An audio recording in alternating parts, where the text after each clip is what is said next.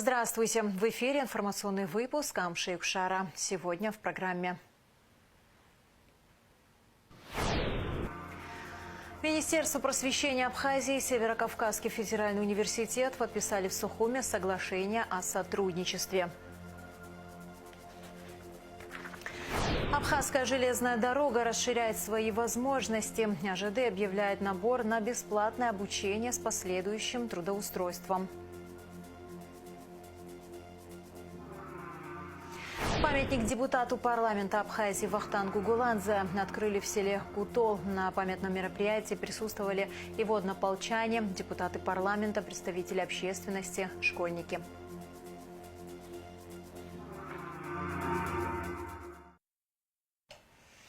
Приближается главный праздник в нашей стране – День Победы и независимости Абхазии. 32 года назад, 30 сентября 1993 года, абхазский народ одержал победу в кровопролитной войне.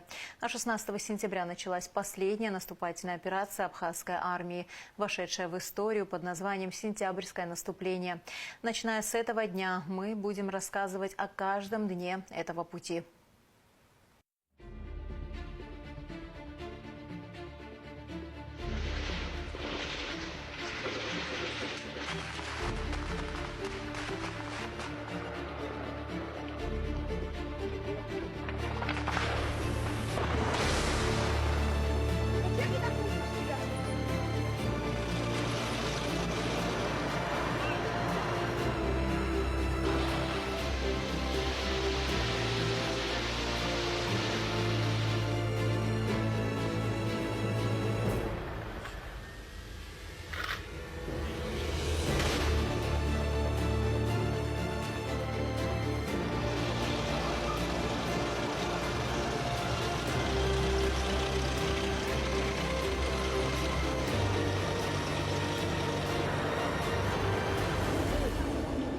Сами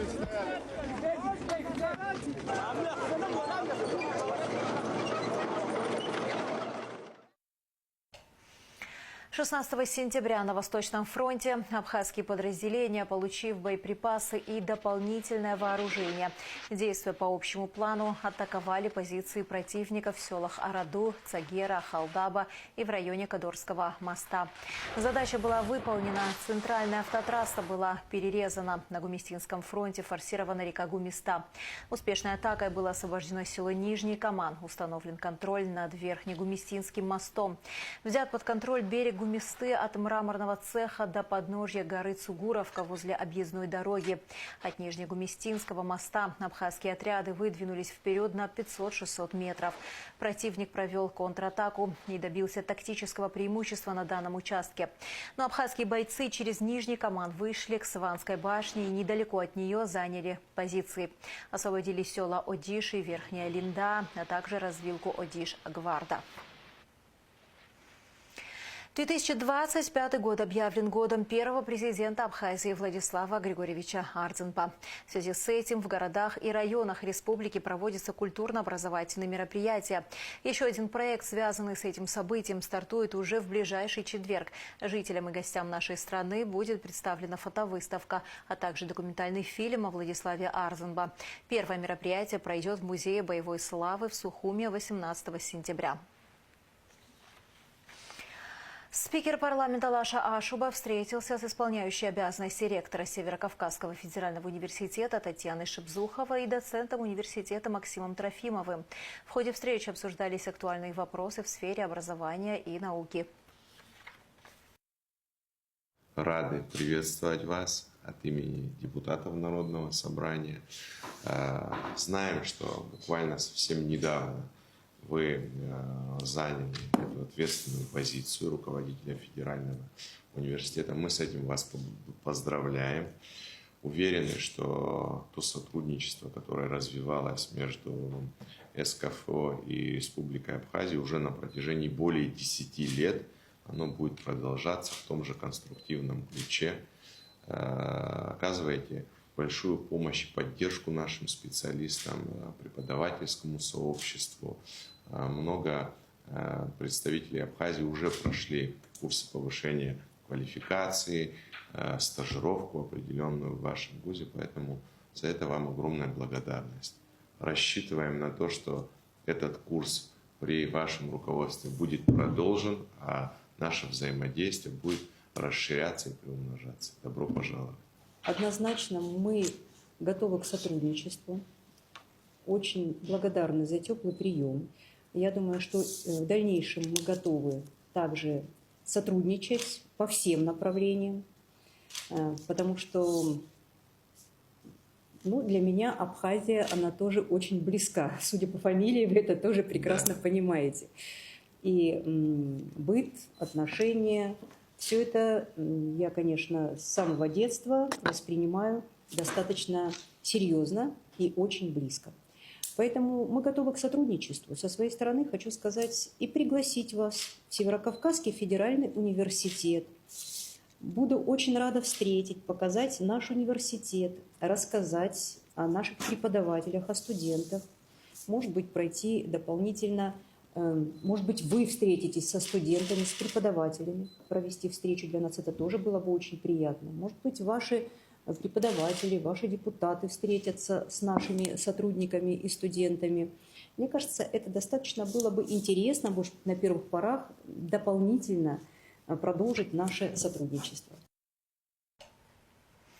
Министерство просвещения Абхазии и Северокавказский федеральный университет подписали в Сухуми соглашение о сотрудничестве. Подписи под соглашениями поставили министр просвещения Хана Гунба и исполняющая обязанности ректора СКФУ Татьяна Шебзухова.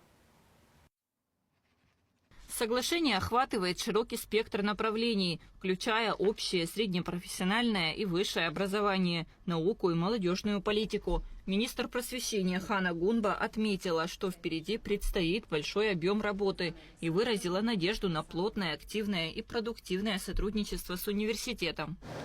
У нас очень большой проработанный объем работы. С 2014 года Министерство просвещения взаимодействует с Северокавказским федеральным университетом. Мы дорожим этой дружбой, мы нацелены дальше развивать наши взаимоотношения. Очень надеемся на наше плотное, активное, продуктивное взаимодействие. Спасибо. На самом деле многолетнее сотрудничество дает уже свои результаты. Более 3000 специалистов обучилась за этот период в Северокавказском федеральном университете по 66 программам. Надеюсь, что и дальше мы будем также сотрудничать. После подписания соглашения Хана Гунба и Татьяна Шебзухова посетили 4-ю среднюю школу, где в рамках соглашения между Министерством просвещения Абхазии и Северокавказским федеральным университетом сейчас проходят курсы повышения квалификации для учителей физики. Министр просвещения подчеркнула важность сотрудничества в сфере образования. Она отметила, что повышение квалификации учителей является одним из приоритетных направлений работы. Взаимодействие Министерства просвещения с Северокавказским федеральным университетом далее будет продолжено. Наше взаимодействие будет проходить в партнерстве с Абхазским государственным университетом, так как это национальный ведущий вуз наш, мы на него опираемся. Сегодня в рамках нашего соглашения в Сухумской 4-й школе проходят курсы повышения квалификации учителей предмета физики для того, чтобы нашим учителям легче было готовить учащихся наших общеобразовательных учреждений ко всероссийским олимпиадам по предмету физика. Уверена в том, что это очень полезные, короткие курсы, которые с удовольствием наши учителя пройдут. Сотрудничество между Министерством просвещения Абхазии и Северокавказским федеральным университетом ведется с 2014 года. Подписанный договор стал первым официальным документом, закрепившим это партнерство. Кунда Шоу, Давид Хашик, Раму Камки, Абхазское телевидение. Академия наук Абхазии и Северокавказский федеральный университет подписали соглашение о сотрудничестве на новый 5-летний срок. Стороны планируют взаимодействовать в вопросах обучения сотрудников Академии наук в аспирантуре СКФУ с последующими защитами в диссертационных советах университета, а также осуществлять совместные исследования природных очагов распространения особо опасных инфекций. С здесь у вас, Академии наук, мы очень много наслышаны. Я достаточно много прочитала, посмотрела о каждом вашем ученом, какими науками занимаетесь, какие труды пишете. Нужно сказать и отдать должное, что у вас на самом деле очень серьезные ученые. И не зря мы уже столько лет сотрудничаем вместе, сделано очень много, но я думаю, что нам предстоит еще сделать значительно больше, а может быть наметить и договориться и продумать какие-то, освоить новые неизведанные ниши. Согласен. То, что мы уже наработали совместно, это очень хорошо, и, наверное, нельзя останавливаться на достигнутом, но нам необходимо продумать и посмотреть, чтобы не навязчивы были друг другу, а посмотреть там, где мы можем интересны быть нашему научному сообществу. АГУ и СКФУ также подписали новый договор о сотрудничестве. Среди ключевых проектов, которые планируется реализовать, проведение совместных научных конференций, образовательных проектов, создание международной научно-исследовательской лаборатории археологических исследований, а также обмен студентами и преподавателями. К другим новостям. Памятник депутату парламента Абхазии Вахтангу Гуладзе открыли в селе Кутол. На памятном мероприятии присутствовали его однополчане, депутаты парламента, представители общественности, школьники. Ко дню открытия памятника в Кутолской средней школе имени Ивы Кухоня провели турнир по волейболу, в котором приняли участие команды из разных сел Чимчирского района. Вахтанг Гуладзе, ветеран Отечественной войны народа Абхазии, воевал в составе группы «Дельфин». Награжден медалью за отвагу. В 1995-1997 годах был главным агрономом агропредприятия Мачара Гулрыбского района. С 1994 года занимался предпринимательской деятельностью. В 2022 году стал депутатом парламента Абхазии 7-го созыва. Вахтанг Гуладзе был убит в результате стрельбы в парламенте Абхазии 19 декабря прошлого года.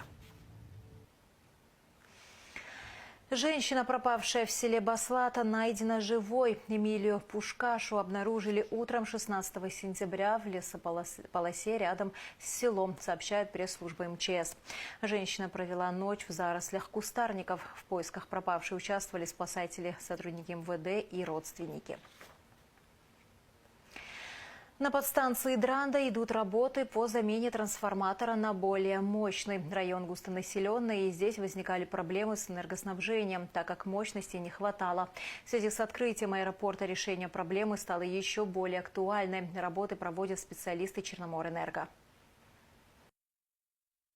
Производятся работы по замене трансформатора на подстанции Дранда.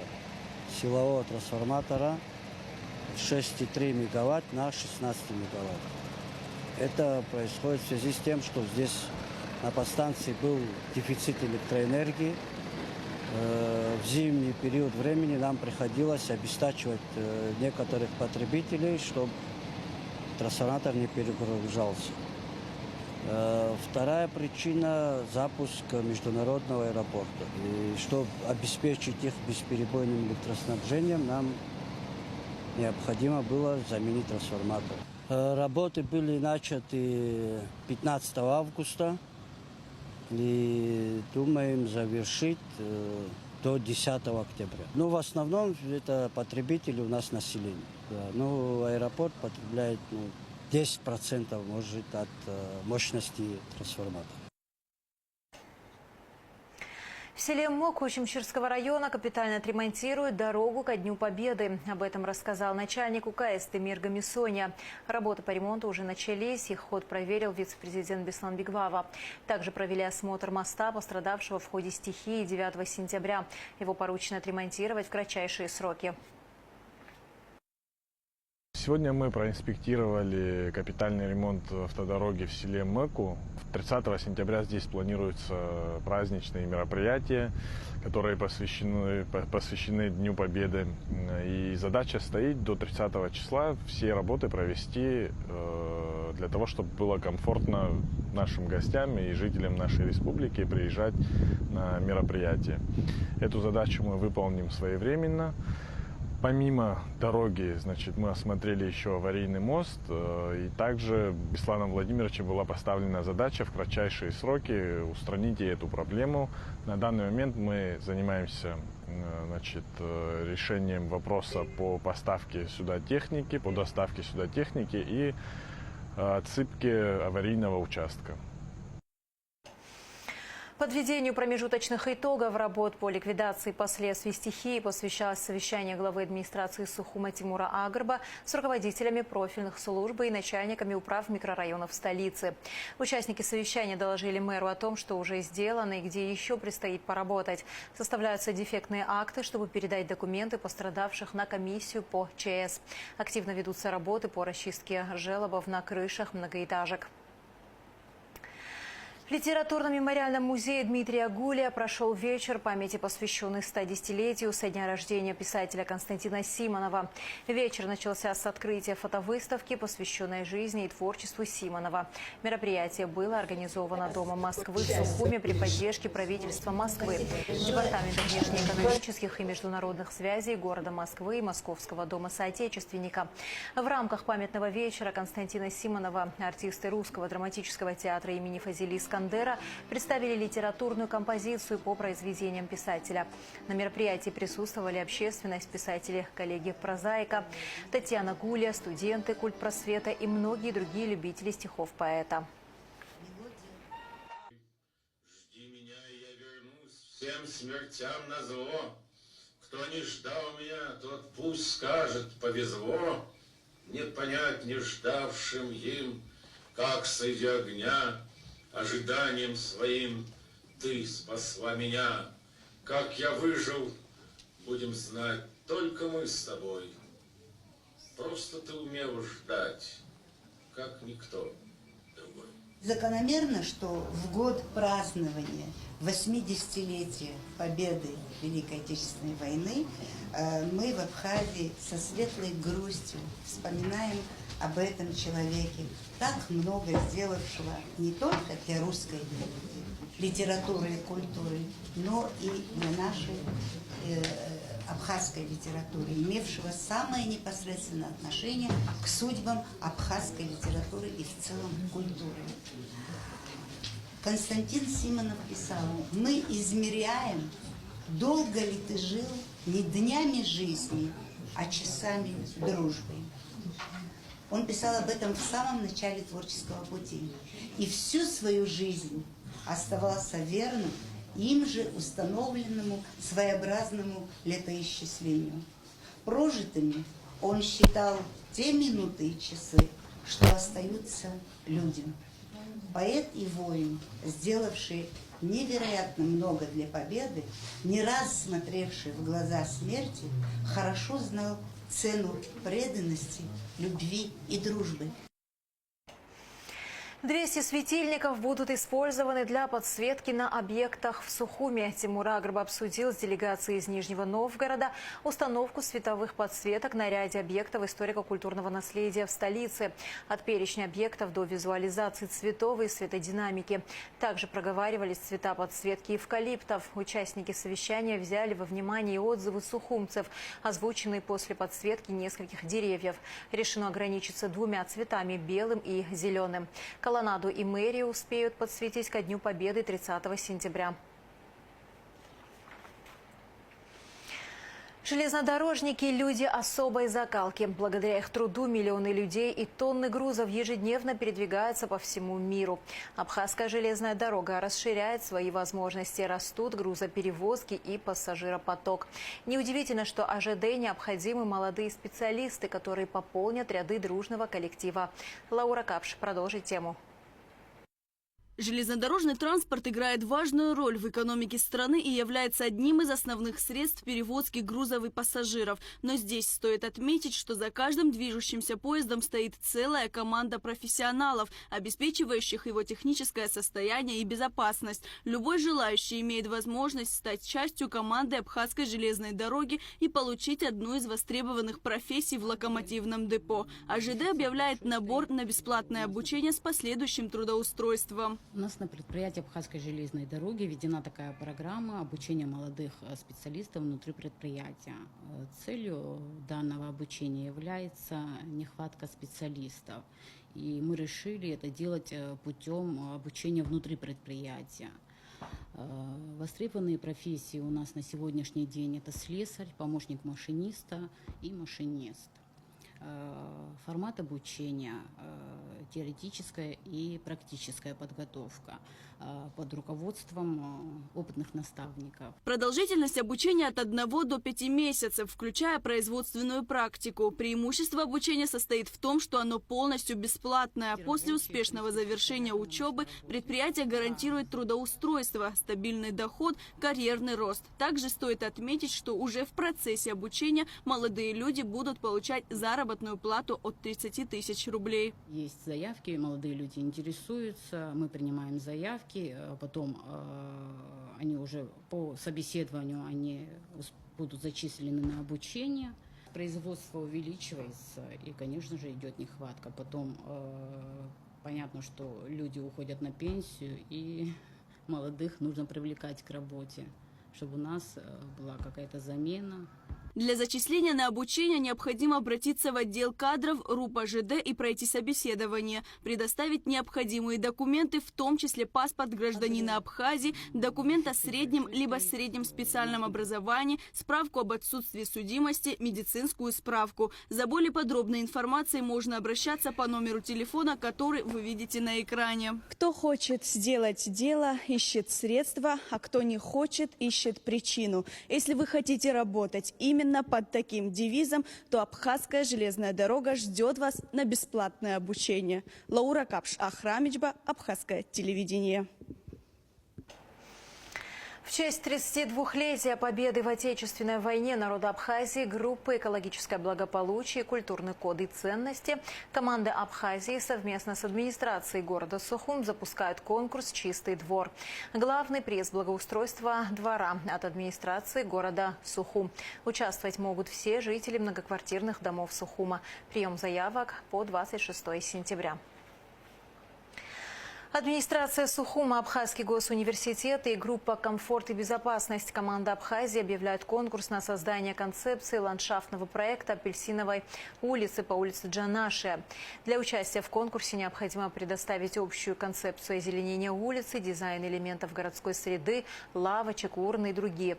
Прием заявок с 16 сентября по 5 октября. Для участия в конкурсе приглашаются студенты АГУ и архитекторы Абхазии. 115 квот выделено для граждан Абхазии в этом году на бесплатное обучение в Российской Федерации. Представительство Россотрудничества в Республике Абхазия сообщает о начале приема заявок. Ознакомиться с направлениями подготовки и специальностями на 2026-2027 учебный год можно в телеграм-канале Русского дома в Абхазии. Консультации по участию в квотной кампании будут проходить 3 раза в неделю. Понедельник, среда, пятница в 15 часов по адресу в бизнес-центре Гудо Плаза. И в завершении выпуска о погоде. В среду 17 сентября в Абхазии ожидается облачная с прояснениями погода. Местами ночью и в конце дня возможен дождь разной интенсивности, гроза. Температура воздуха ночью 12-17, днем 19-24 градуса. Температура морской воды 24 градуса.